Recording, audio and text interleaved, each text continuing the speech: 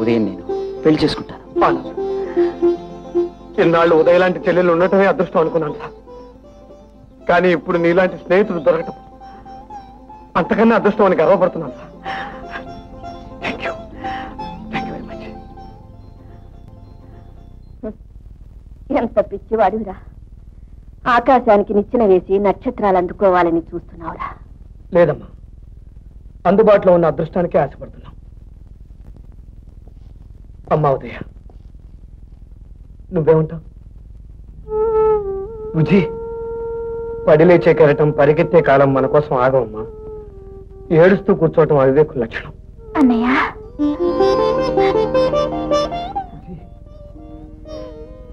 ఏమిటమ్మా ఇది? ఏమని చెప్పనన్నయ్య, మనస్సు నిండినప్పుడు మాటలు ఎలా వస్తాయి? నేను అదృష్టవంతురాలన్నయ్య, అదృష్టవంతురాల్ని. నీలాంటి మంచి అన్నయ్యను ఆ భగవంతుడు నాకు వరంగా ఇచ్చాడు. దేవుడు వరమిచ్చినా పూజారి వరం ఇవ్వాలి కదా అమ్మా. నేను అదే అంటున్నాను అన్నపూర్ణ. ఒక పవిత్ర దేవాలయం లాంటిది ఇల్లు. ఇది ఆచారాలకు సాంప్రదాయాలకు పుట్టినిల్లు. ఈ ఇంట్లో తలచేయి నాడదానికి మళ్ళీ పెళ్లి చేయటం ఎప్పుడైనా చూశావా, ఎన్నడైనా విన్నావా?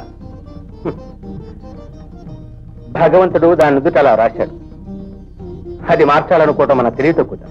అందుకని బుజ్జి జీవితాంతం తన రాతకు పడి ఏడుస్తూ ఉంటే చూస్తూ ఊరుకోవడం తెలియటట్లా? మళ్ళీ నాకే బుద్ధులు చెప్పాడంత వాడు అయ్యారా నువ్వు? నీకు ఇదే చెప్తున్నాను, నా బొందిలో ప్రాణం ఉండగా ఇంట్లో ఆ పని జరగడానికి వీల్లేదు. ఏమండి, ఆవేశపడకండి, కాస్త ఆలోచించండి. మీ ఆవేశానికి ఒక బిడ్డ మూడే నిలబడింది, మీ ఆచారానికి ఇంకో బిడ్డను బలి చేస్తారా? ఒకప్పుడు చదువు సంధ్య లేని రోజుల్లో కారు కింద పశువుల్లా తలవంచి అది పసుపు తాడో పలుపో తెలియక కట్టించుకున్నారు. కానీ ఇప్పుడు చదువుకుని తెలివి వెళ్ళిపోయారా, అంతేగా? వంశానికి ఒక్కగానొక కొడుకని వాడు ఏదో ఉద్ధరిస్తాడని వాడు చెప్పింది అలా వింటే ఇప్పుడు కొంపగా చిత్తు పెడుతున్నాడే. వద్దు ముర్రు అని చెప్పినా వినకుండా దాన్ని తీసుకెళ్లి కాలేజీలో చేర్పించాడు. ఇప్పుడు ఎవరన్నా తీసుకొచ్చి పెళ్లి చేస్తానంటున్నాడు. పెళ్లి చేస్తానంటలేదు నాన్న, చేస్తే బాగుంటుందని. ఈ ఇంటి పెద్దగా 3 ముళ్ళు మీ చేతుల మీదుగా వేయిస్తే ఈ ఇంటి గౌరవం దక్కుతుందని ప్రాధాయపడుతున్నాను. వీలేదురా, వీలేదు. ఆ మహాపాప నేను చేయలేదు. ఒకవేళ నువ్వు చేయదలుచుకుంటే మీ అమ్మ మెళ్ళో తాళి తెగిన్నాడు నీ చెల్లెల మెళ్ళో మళ్ళీ తాళి కట్టించు.